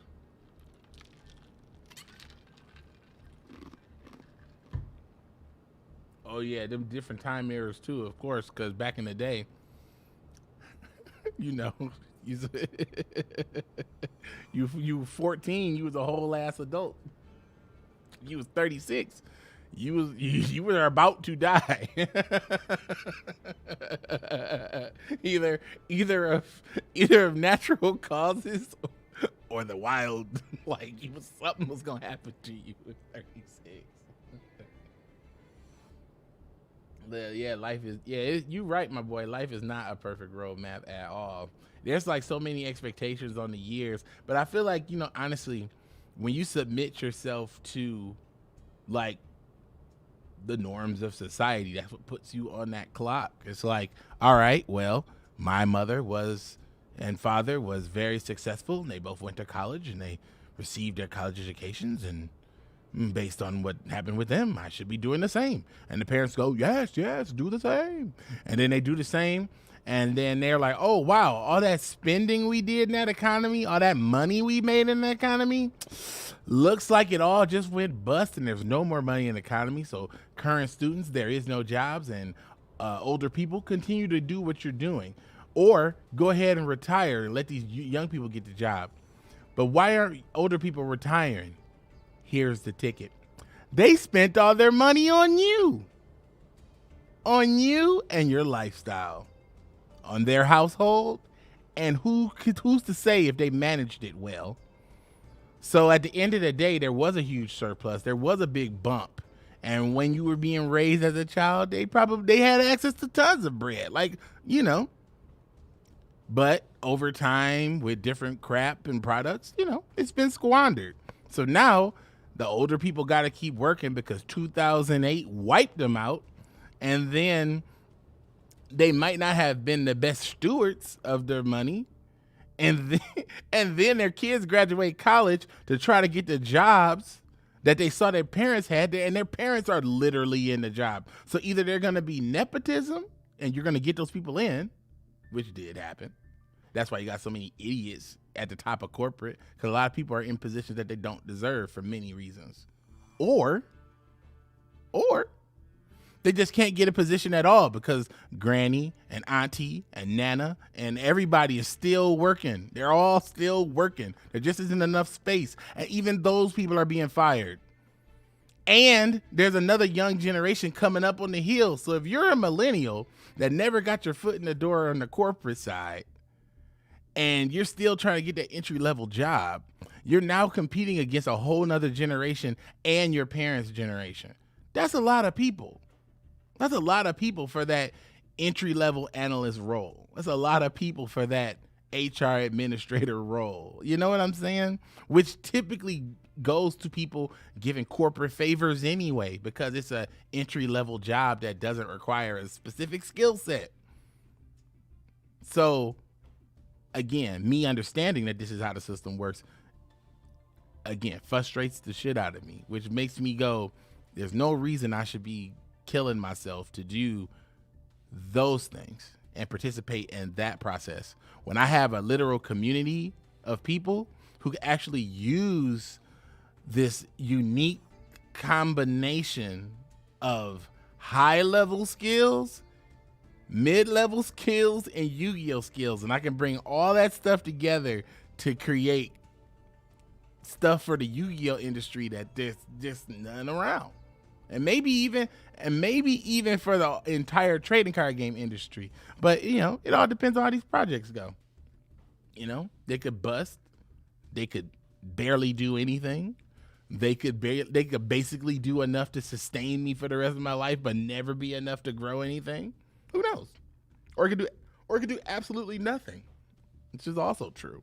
So, you know, who knows? But the whole thing is you got to get out there and do something. You got to try something, because running around every single day, suffering and telling yourself that you have to do something, in reality, you don't have to do anything. People decide to leave early all the time. So if people can decide to leave early all the time, I can decide to, at a bare minimum, I'm not going to be wasting my time with people who don't care about me, who literally don't give a damn about anything I do, even if I save them money, even if I earn them money, even if I get them a promotion. No matter what it is, nobody gives a damn. But I'm not like everybody. I got this YouTube audience. I got 30,000 parasocial relationships. And I mean, at the end of the day, I know where I am wanted. Like, I know who wants to see me. I know who wants to fuck with me. Like, I know.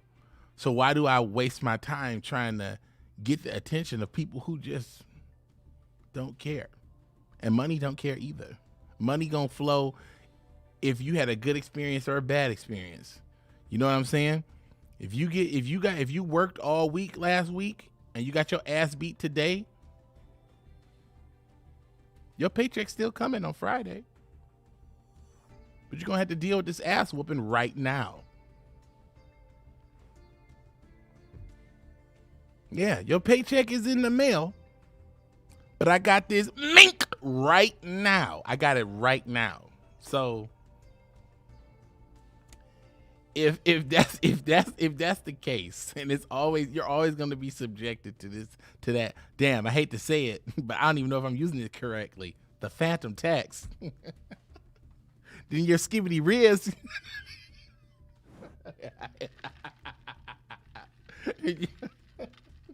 I don't even know if that's the right way to use it, but I feel old saying it. But the term came to mind. That phantom tax, my boy. I'm just saying, it's just like This world, man, is just like, I don't know. It's absolutely crazy. David, that is actually pretty funny. said my dad was supportive of me. Big rig. Oh man, you was driving them big rigs. Oh, that's crazy. Disappointment. Damn, them big rigs driving is crazy, bro. That I be watching those YouTube videos. Honestly, people be in those big rigs. I don't know. I don't know. They gotta defeat the lot lizard. They gotta and all that other stuff they gotta go through. So it's pretty. It can be an adventurous job, to say the least. But you know, I think what I've really learned, honestly, from this whole YouTube experience, you know, I will say this: like, nothing sits on you worse than, I think, and I mean, when I say sit on you, I mean like sit on your heart, like weighs on you, because it's like this whole experience and like not doing it when I wanted to do it, and seeing other people do what I do, or literally like do exactly what I was doing at a time, and like seeing that, and like knowing I want to be there and can't be there, and like getting notifications on my phone, and then playing Master Duel on my own, or Duel Links on my own, and then when Master Duel, like I want to stream, and I made time to stream, and I didn't say anything to y'all because I'm like, I don't want to disappoint them if I can't.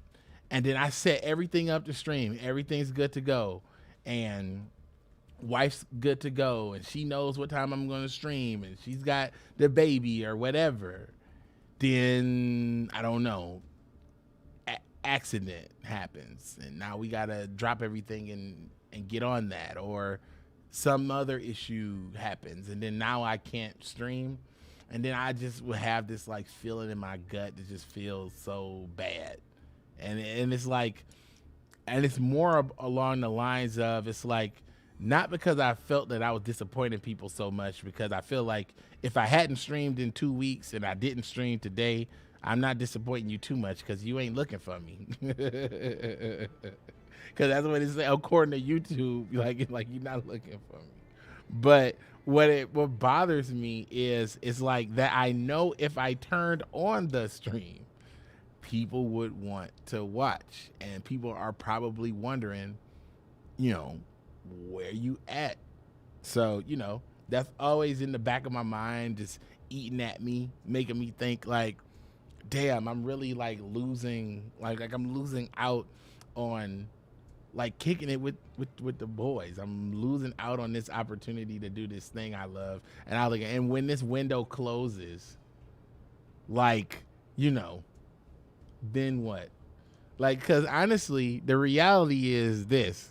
Like, let's say, for example, when Cross Duel died, Konami decided to pack it all in. Let's say Cross Duel died and Konami decided to just sell it to Disney, and Disney decided to close it all down. Let's say that happened. If that happened and I was not active in the community, I would have felt so bad, and I would have felt like I couldn't even have to come back to say goodbye, because it was like I felt like I wasn't even there. But then again, I was there. But that's you know, that's bad psychological training. But regardless, that's how I felt about it. Like, I'll be like, damn, man, I can't even come back and say shit about it. And I even remembered a long time ago when Guns Blazing left, and I remember the whole conversation around that, and about talking about people leaving and coming back. And I remember I made a statement, like something along the level of saying something like, some people come around and do what they do, and then they leave. And other people come around and they become like a pillar of community. They be around forever, or you know, or they get scandalized and they gotta go. You know, like a lot of people don't know when to call it. But I was like, I appreciate Guns for like calling it, because he was like, I want to end it on a high note, and nothing was wrong with that. But you know, at the time when I made that video, I was feeling like I was gonna be like constantly on top of it, making content. I was gonna fill the void, so to quote unquote, so to speak. But at the time, not only was life on the way, like life had already bought a plane ticket. Life was coming. I didn't know life was on the way. Not only was life on the way, but you know, I just didn't have the capacity to do so because at the time I had come through on an old school way of thinking and learning the system, and my mind was honestly just definitely locked in from what I had learned, and basically what I had learned was a bunch of hearsay. It was nothing really, and the landscape was changing, so it was just like a lot of stuff was hitting all at the same time. And then before you know it, zoop, I'm out. And fast forward, now all that's ancient history, and now we're here. And now I'm back again. And now I'm back again. I got all these spicy plans, so I must recap. I'm gonna be out here crushing it, getting out here making the spiciest AI apps, my boy. We already got the ones for Duel Links, Master Duel, and Magic the Gathering, and Yu-Gi-Oh and Master Duel. We're gonna be working on, well, actually Hearthstone gonna be coming out this week, and we got Digimon, we got Pokemon, and we got One Piece on the way. And the book is dropping, my boy. It's gonna be, I'm actually, what I'm thinking about calling it, and y'all, and let me know what you think. I was thinking about calling it The Art of the Duel, the competitive Yu-Gi-Oh Bible. That's what I was thinking about calling it. But I thought that was a little cheesy, a little on the nose. But I feel like the way that it's structured and laid out, I think it's laid out like a Bible. I think the first book, I call it the book, which is the first section of the book, is like the Old Testament, which is getting you up to speed. And the New Testament is, which is the second part of the book, which is like, this is all you need to go next level. like this is everything you need. That's what I was thinking. But y'all let me know what y'all think. How to cheat the game. That could be a good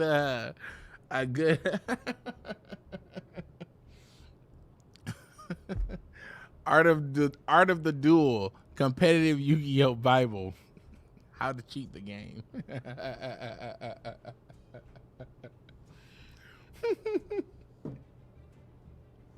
I honestly feel like it's a little cheesy, but I feel like it does honestly like the Bible. You know, I don't know if you ever heard that phrase for basic instructions before leaving Earth. Like in that same vein of that, that's how this book is. It's like basic instructions to duel. It's like basic instructions for competitive duels. But I'm not going to call it the Bekibble, like or nothing stupid like that. It's the Bekibble. What's that? Back in 2024, Dan Brown wrote the Bekibble. It was the most powerful book of all time. Oh, you can't call it the Art of the Cards, my boy. You can't call it that.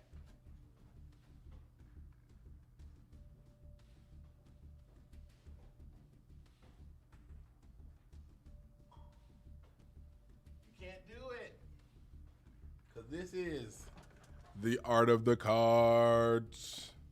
This is the Art of the Cards right here, my boy. You can't do that. You can't call it Art of the Cards. This is that one Konami sent back in the day. This one was actually dope. This is like my favorite of the art books. But I don't know if there's any more. But this one's pretty basic. I don't know if y'all ever saw inside this. But it's pretty basic. It's just got like all the old school cards, one by one. Let me see. It's pretty dope. You got your boy over, who's that right there? The Doom Caliber Knight. Yep, Doom Caliber Knight. Double spell. Drag down to the grave. Oh my God, what else we got? The Lord of D. Yes. Oh, the Lion. What was his name? Leo Gunn.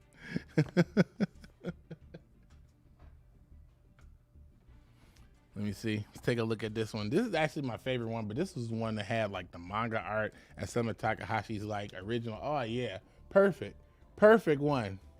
He must be with your boy today because this is like one of his like most iconic entries. Dark Magician and Dark Magician Girl in this like gothic style. Like, check it out. It's actually really dope. So as you can see, it's got like a little creasy.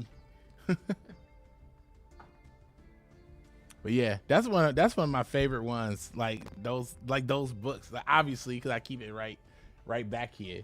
But you know, that's one of my favorite books. I got a ton of like Yu-Gi-Oh books and stuff like that.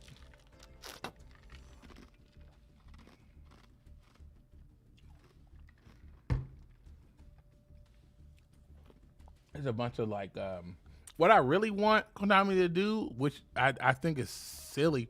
Like, why aren't they selling those damn guidebooks?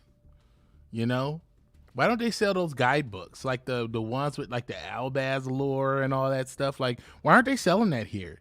I'd buy that. Like that's what I'm saying. Like my book is gonna go with books like that. Like that's what I'm saying. Like you need like I feel like when you're this passionate about Yu-Gi-Oh or anything, like books are an old thing, but books like mean something. Like books are like, you know, they're permanent, they're real, they're tangible, they can be passed down, they're intimate. Like a book, like that's very personal. Like I every time I look at that book, I think of Kazuya Takahashi, like especially with him passing away. Like I literally think about him and how his work changed my life, how his job changed my life, how his occupation changed my life. It could be his passion and everything else, but when I think about it, even if he did it and had no passion, didn't give a damn about it, it was powerful enough to change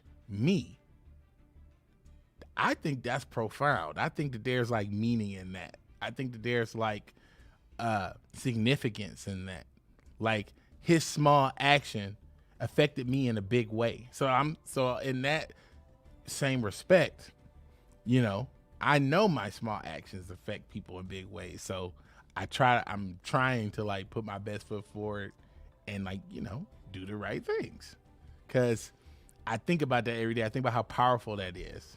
And even how he passed away was even in a heroic manner. Like, you know, definitely was a high risk, but it was in an effort to save another person. And that's kind of like, you know, kind of tracks with with the Yu-Gi-Oh thing about friendship and selflessness, not selfishness, selflessness and like unconditional love and things like that. Like all those undertones goes right into his last act. Like that's kind of poetic. Like, you know, honestly, now that I've been thinking about it, now that I have time for these things, I'm I'm like that dude at the end of the world that never had time to read. He got locked into a library. I don't know if y'all ever seen that, but when his glasses got broke, he like, I think it was Twilight Zone or something like that. But like, my glasses are not broken. I am locked in the library and there's nothing but books around. I'm about to read. I'm going to enjoy myself. So as I'm like talking about these subjects, like even the Takahashi thing, like I felt like during that time, like everybody made reactionary videos and I felt two ways about it. One, I felt disgusted that my response, even though I know that people don't see it in this light, because no one said anything like this, because who would at this time? But I was like, me making a video right now feels like I'm like like trying to profit from this in some shape or form. Because even if I take off monetization, views is still profit. Likes are still profit. But you know, nobody's really thinking about that. But in the back of my mind, I have that thought like, this feels gross. And after I put up my video and I even talked about it, I talked about it multiple times. I'm even talking about it right now. I feel like I haven't given him his due. So I always thought like one day I'm gonna come around and really make a good Takahashi video. Like I feel like he needs like more flowers. That's definitely my biggest Yu-Gi-Oh regret, because I never thought that I would be a part of the story. Definitely never thought about like this mainstream streaming video creation, YouTube and entertainment thing. Never would have thought that. But even further fetched than all that stuff was when Konami was like, hey, you can come down, come check us out, come mess with us. Like we watch you on YouTube, we rock with you, come down here with us. And I got to meet Nim and Sam, and I don't think Decay was there. Dang, I forgot her name, but it was the one girl that used to stream at that time, and a bunch of other people. Yu-Gi-Oh everything, like all those people was there, and I met all those people. That was crazy. But in my mind, I was thinking one day I'm gonna meet Kazuya Takahashi. I was thinking that. I was like, one day I'm gonna meet that man and shake his hand and be like, damn, this is him. This is him.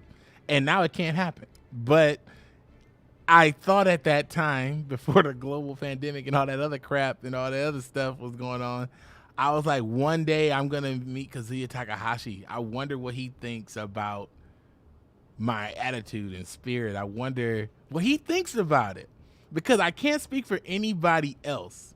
But I have genuine passion for this game and genuine passion for the experience. And I really believe that this game is life-changing and gives you real skills that you can use outside in the real world. I have done it, but I feel like no one highlights these transferable skills because we're too busy arguing about the meta or stupid shit Konami did or any of that. So I want to really bring out Yummy, yeah, that's her name. I want to really bring out like the real value. Like if you go to Konami's website and you go to the parental side, there's a section where they talk about all the cognitive advantages that Yu-Gi-Oh brings to the table. They literally do that. I think it's like Yu-Gi-Oh for parents or something like that. Like it talks about like problem solving skills and all this other stuff.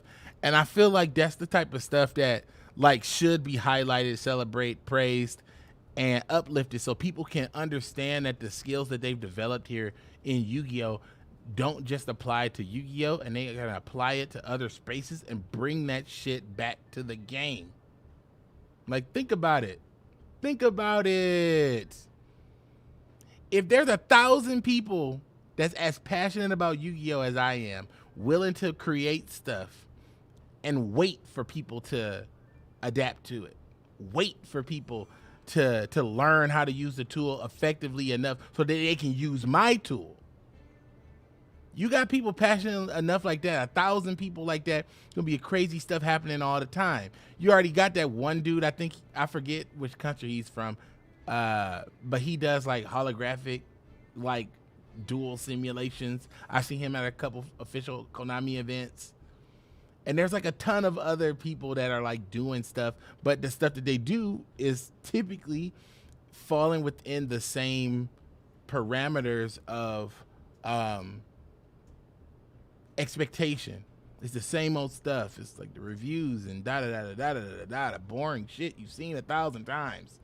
And you've seen it so many times that even YouTube doesn't want to allow other people in.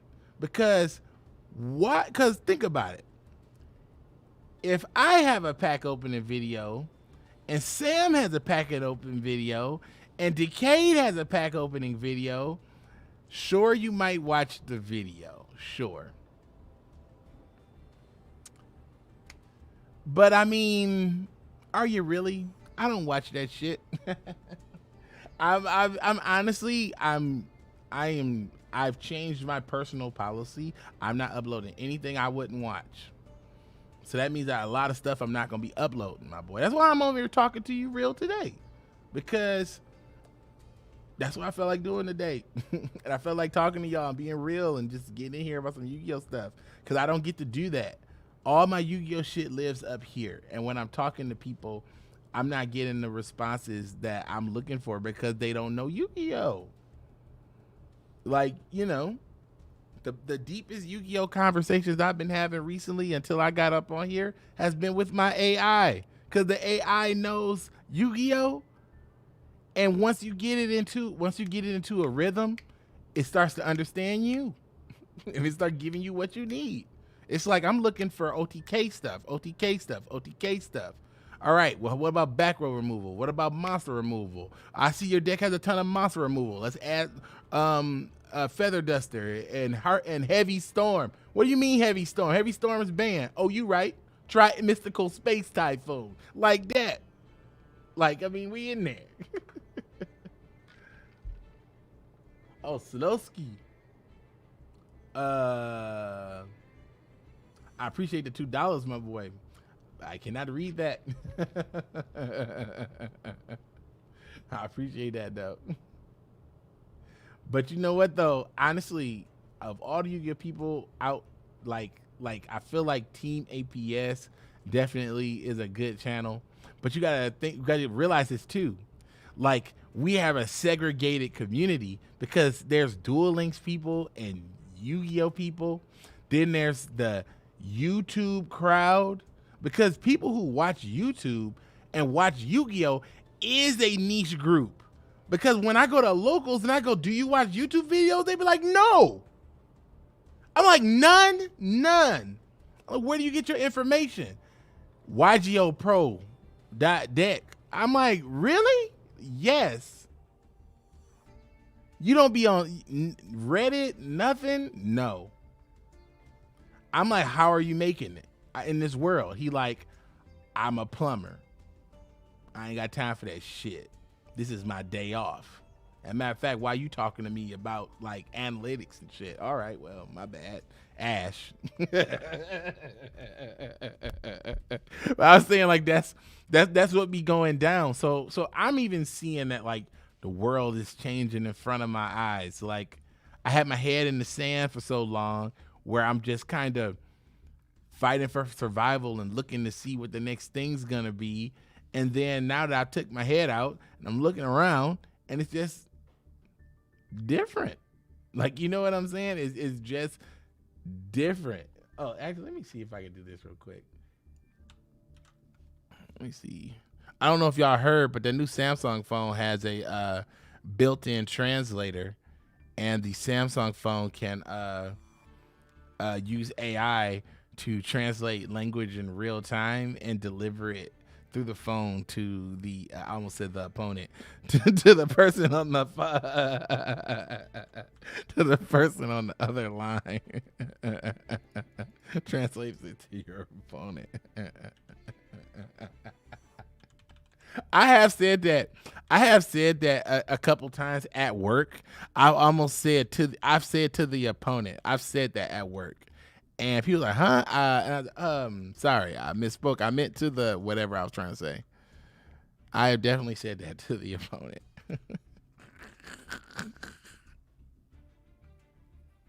Oh, he says, hi, I'm new. He said, I'm new to your channel, and please speak Finnish. Let me see. It says Finnish. Okay, let me see this.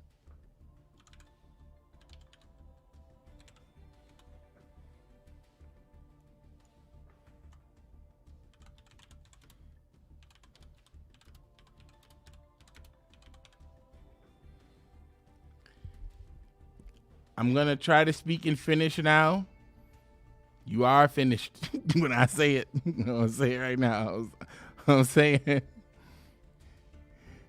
Mitu Manbuli Tap 2. And I was trying to say, what's going on, my boy?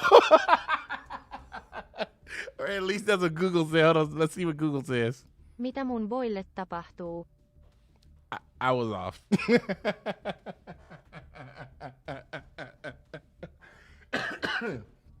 I was off, my boy. I apologize.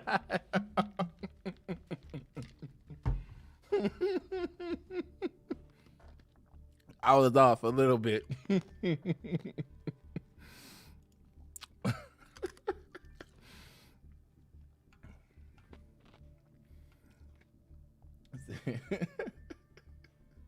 Yeah, man. I honestly, oh, you know, it's actually funny. Like my boy Loam, I like he's been making like, you know, the same type of content for a minute. Like I've been watching his stuff consistently since I like bowed out. Like he's the only person that kind of makes stuff in the, and this is gonna sound silly, old way that I still watch. The old way. How's it the old way? But he makes it like, I think he makes it good. I don't know, like the way he makes it, like it's good for him and it's good for his personality and it's good for what he's trying to show off. So it's like it's good. Like it's just easy to consume. But like the thing on YouTube is you gotta find what your voice is, and your voice isn't necessarily something you create. Your voice is probably whatever it is that makes you feel comfortable doing this for a long period of time. Like I've been talking to you guys for 2 hours. Like this is my style. It's my voice. This is, you know, when I have to punch it up and be like, hello, welcome to the, no. If I have to do all that, then that makes it different. Or even when you see me, when like if you go to that last video I made, you see how I'm trying to read the script, but then I'm also trying to keep it in a certain tone, but a part of me, even like how I talk and express myself, is coming out. So I gotta figure out what that is. Like I gotta figure out like what makes me comfortable to say like, oh, this is good, or this is bad, or this is wooden, or this is whatever. Like I gotta find that voice, and the only way I'm gonna find it, I gotta do stuff. I gotta get it out there. Like actually, I have like 4 videos that I have not uploaded. I uploaded and I sat and I looked at it and I'm like, yeah, I don't like this one. And I took it down because I'm making so much content so quickly now. I'm just looking to find something that I'm satisfied with doing. Like something that I'm not only satisfied with doing, but also it meets all the other algorithmic prerequisites so that it actually has a chance to be viewed. Because first you gotta make your content, but then you gotta make your content and make sure it meets all the other bullshit requirements. And then if it meets all the requirements, then maybe, just maybe, they'll send it out to a couple of people. And if they click on it, we might consider you to not be on the shit list. I've been on the shit list, yes. But it's been a pretty interesting ride. Honestly, I looked at my YouTube over the last week and it was telling me, it was like, oh, you've been back, you've been doing it, oh, you're killing it, you've been making all these moves, we appreciate you, we love you. And they have been sending my video out. Not my videos, my content out. They've been sending a lot of it out to, like, you know, everywhere. So, you know, they're putting it across a lot of people's videos, you know, and it even tells you nowadays whose videos they put you next to. And that video that I put up, where the one about the fake cards, that video was not up against the Yu-Gi-Oh video when I first uploaded it. It was up against random gaming videos, some other variety video. Like it was just up against some random ass videos. It was up against I think his name is Maximilian Dodd or Dude or something like that, and he was doing like a fighting game like review thing, and it was like an hour long, and they were recommending my video right after that. I'm like, no, don't recommend my video like right after that. I just watched some dude for an hour. I don't want to watch some random guy for 6 minutes or even 2. But I mean, you don't get no control over that. Like, I mean, why am I being recommended after his channel? I don't know. And then an hour later, they were like, oh, well, let's recommend him after Decade's video and this guy's video and that guy's video. And then I'm like, well, yeah, that's closer to the target audience. Isn't this what I put in the keywords? So it just is so silly. It's just so silly. It's just so silly. So you got to like work on it. And, you know, and as I've been uploading stuff, it's like, I feel like I'll tell you when everything changed for me in terms of uploads, in case you were curious. If you're watching my videos and you see the video I made on the 7th of December, everything was corporate. January 3rd, everything's corporate. January 6th, everything's corporate. Something happened after that. And after January 6th,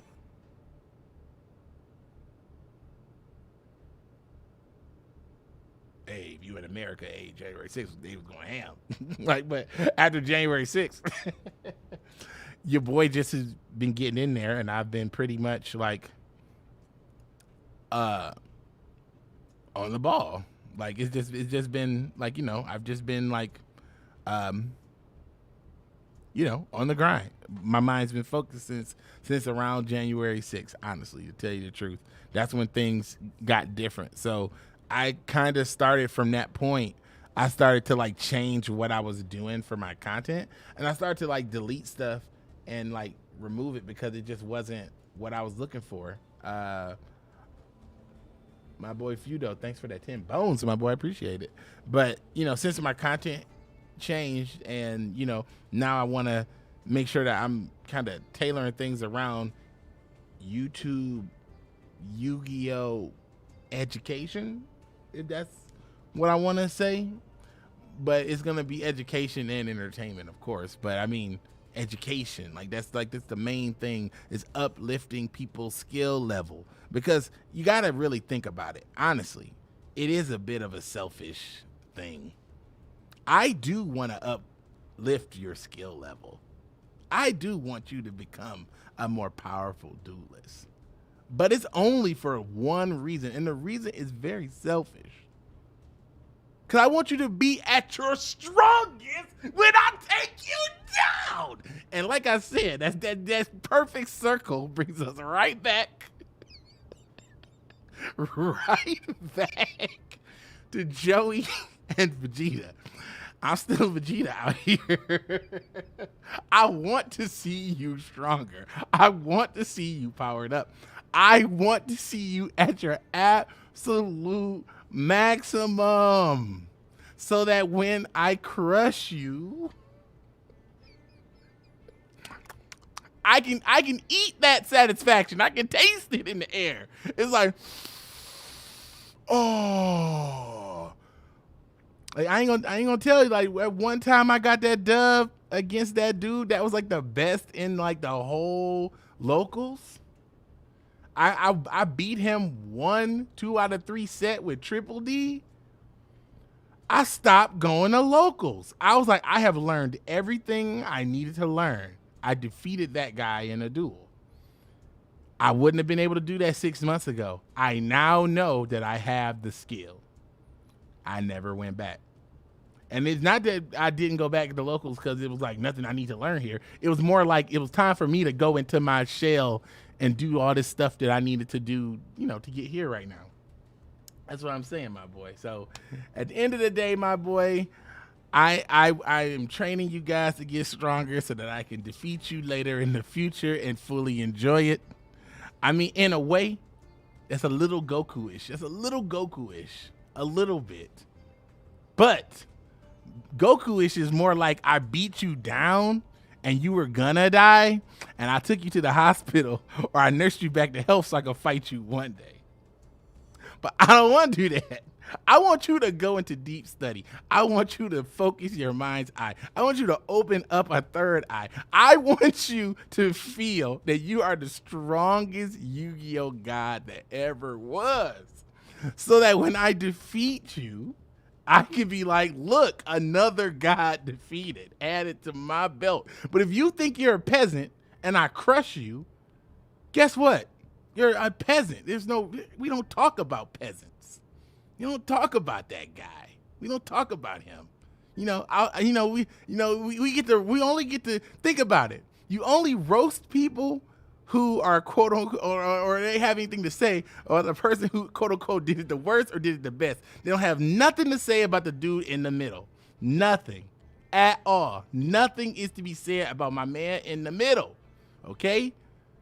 So if you become a master at fucking Dino Mist and you are crushing fucking Dino Mist at these locals, and you're like, I'm the fucking champion of my locals. I win with Dino Mist all the time. I want to beat you so bad with my Valance deck so that you question, why did I even go down the path with these Dino Mist cards in the first place? That's the kind of victory I need. I don't know about y'all. I need that kind of dub. I need to know that I am forcing you to rethink all of your life choices going forward and all the life choices you have made up to that point. Because I changed it. I am the interaction point. I am the main character. I am making you change your mind. And that's the same feeling I had when I was like creature swap, attack tomato, Donzaluk. But I'm about to get out of here, my boys. I'm gonna catch y'all in the next one. I'm about to head on to the rest of this world. But as you know, my boy, I'll be catching y'all in the future. Keep an eye out for all those things. We're gonna definitely get I have more details for y'all, but I just felt like sharing with y'all everything that was going on. But appreciate y'all, love y'all. I catch y'all in the next stream, and as always, keep it